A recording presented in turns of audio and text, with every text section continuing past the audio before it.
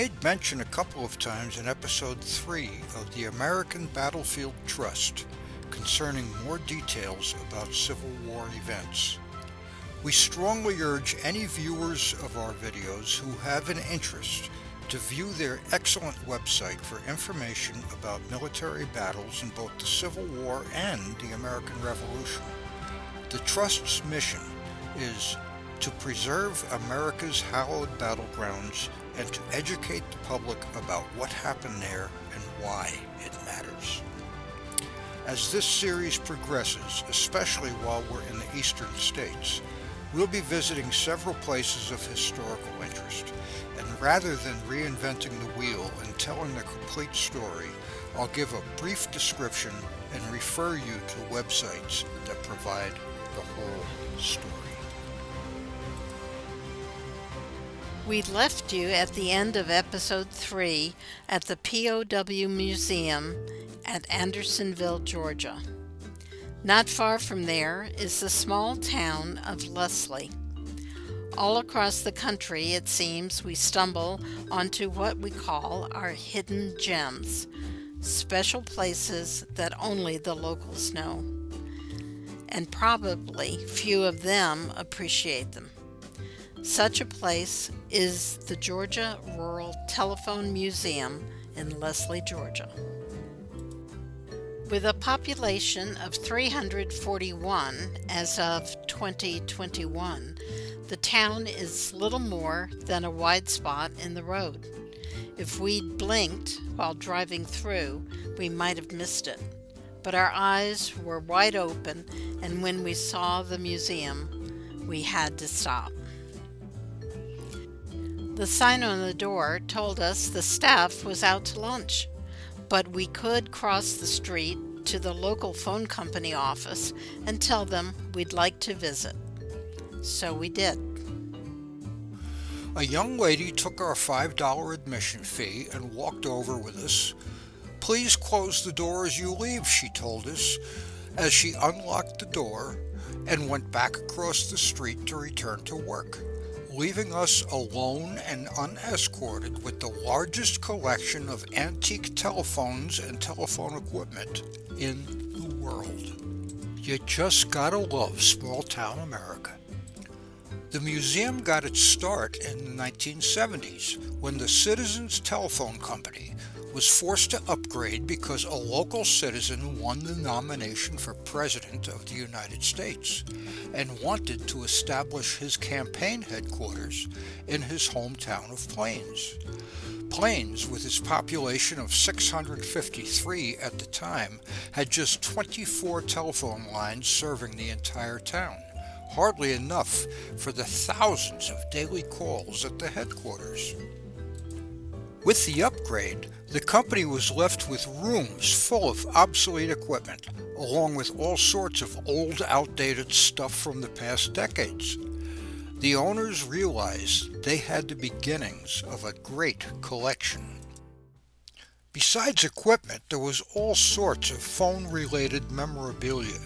One item I found fascinating was the telephone directory from New Haven, Connecticut, dated February 21, 1878. There were no phone numbers in it. The entire city had 50 telephones and were broken down as follows: residents, 11, physician, 3, dentist, 2, miscellaneous, 8, stores and factories, 20, meat or fish market, 4, hack and boarding stable, 2. It's interesting to note that the police station was listed under the miscellaneous heading. We spent several hours there, more than enough time for the staff to return from lunch, so we didn't worry about locking up when we left. We've mentioned before that there are a lot of places we'll go out of our way to visit, and among them are presidential homes and libraries. Harry Truman, Herbert Hoover, Gerald Ford, Ronald Reagan. We've been to several over the years. Plains, Georgia, of course, is not only the boyhood home, but also the current home of Jimmy Carter. This was a two for the price of one on our list because Plains is also the site of the Jimmy Carter National Historic Park, operated by the Park Service. This small town, which never approached 1,000 in population, was overwhelmed when Carter made it his campaign headquarters when running for president in 1976. While his presidential library is located in Atlanta, the Old Town High School has been repurposed by the Park Service into a museum about his boyhood political career as both governor and president, and his post-presidential life. In the Oval Office area was a replica of President Carter's desk. Wondering what the first female president might look like, I pulled up a chair and sat down. Sherry for president. Rah, rah, rah. The old railroad depot served as his campaign headquarters.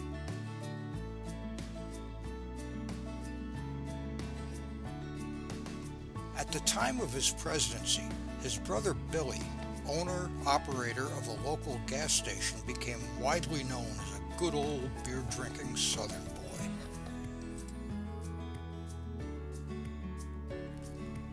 Whenever he was home, Mr. Carter gave Sunday school talks at the Maranatha Baptist Church, and these continued until 2020, when he was forced to stop due to the COVID pandemic.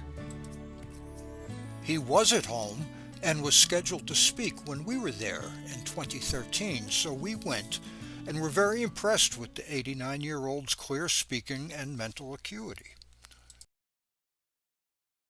After the service, we were able to pose with him and Rosalind for a photo. As an ex-president, he still has Secret Service protection, and we were searched for weapons. We were instructed to say nothing unless he spoke first. We waited online until our turn came. We handed our camera to the Secret Service agent and posed while our photo was taken. After the picture was snapped, the president looked at me and said, "Nice sweater." I replied, "Thank you."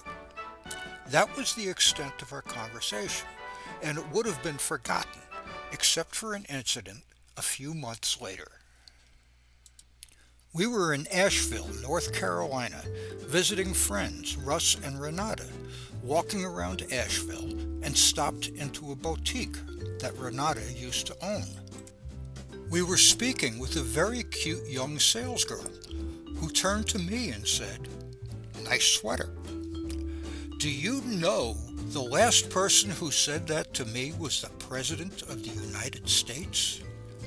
"Really," she replied. "Excuse me for a moment." She walked away, and when she returned, she was holding a necktie and knocked all the wind out of my sails when she held it up and asked, "Was it this one?"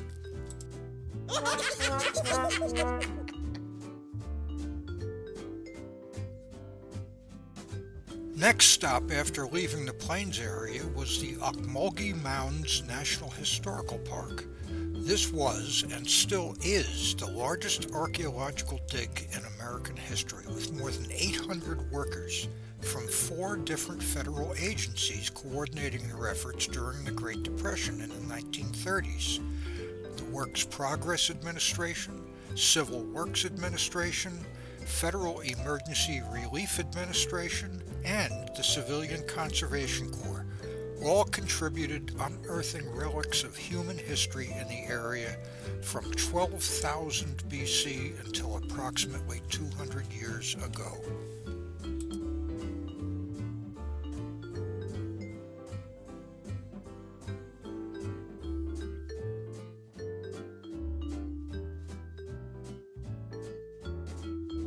We left Georgia temporarily for Murrells Inlet, a little south of Myrtle Beach, for a long stay at Huntington Beach State Park. Some of the South Carolina state parks were offering a special winter discount at the time. Usually, camping stays at most public lands are limited to 2 weeks. In 2013, some parks were offering a full month stay at a very reduced rate. We took advantage and stayed 5 weeks, paying the normal price for the last week.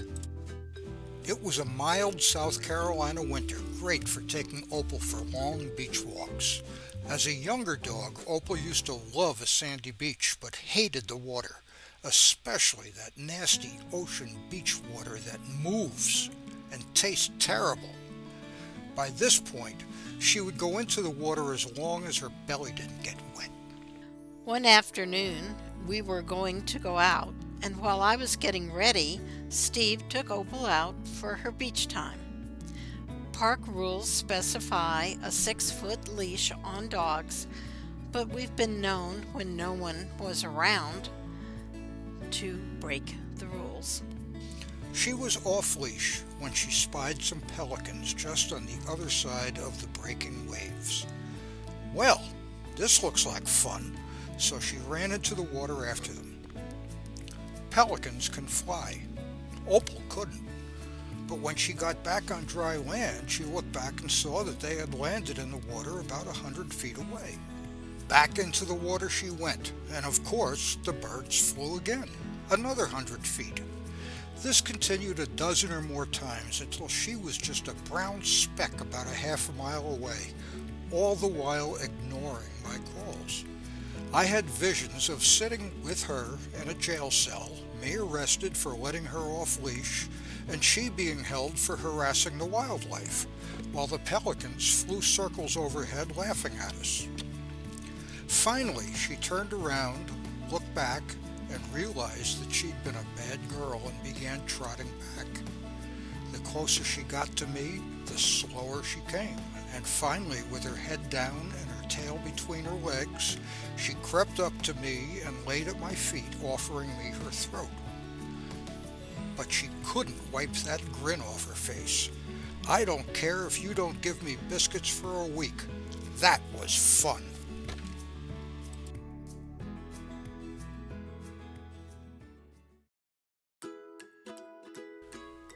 Huntington Beach State Park is named for Archer M. Huntington and his wife Anna, who owned the property in the 1920s as a milder winter retreat as Anna was suffering from TB. He was a scholar of Spanish culture and art and designed the home Atalaya, meaning watchtower, in the style of the Spanish Andalusian coast. Anna Hyatt Huntington was a noted sculptor, and the residence was built with her work in mind. Her studio was surrounded with pens for some of the animals she used as subjects.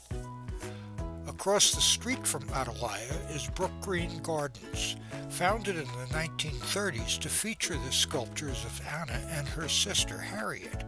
The sculpture garden and wildlife preserve was located on 9,100 acres, previously occupied by 4 separate antebellum rice plantations, one of them being named Brookgreen Plantation.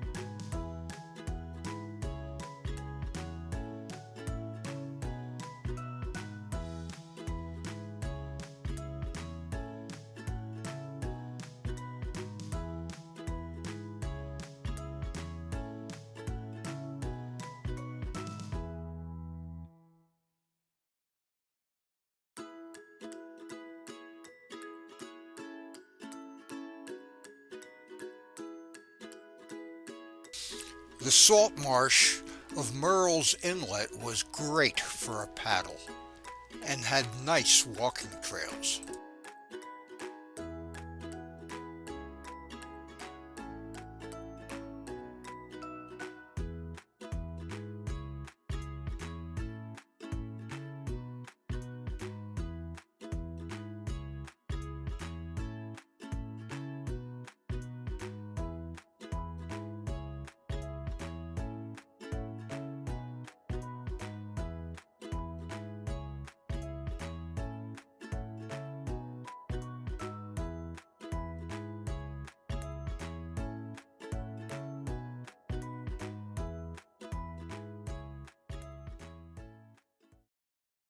Being an easy day trip from Charleston, we took a drive one day to see the CSS Hunley, the Confederate submarine, which was the first vessel to successfully sink an enemy ship while stealthily submerged.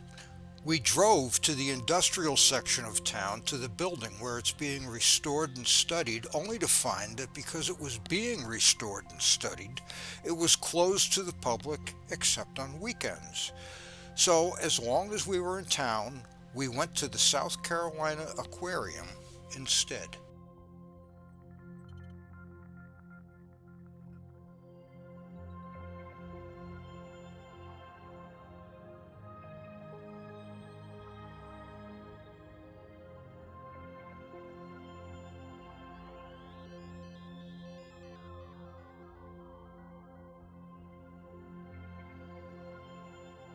It's a very nice aquarium with exhibits for all the areas of the state, mountain forests, Piedmont coastal plains, and the best of all is the GOT, the Great Ocean Tank, 2 stories tall. There's a hands-on exhibit for the salt marsh, where we learned that starfish are not technically fish and are now called sea stars.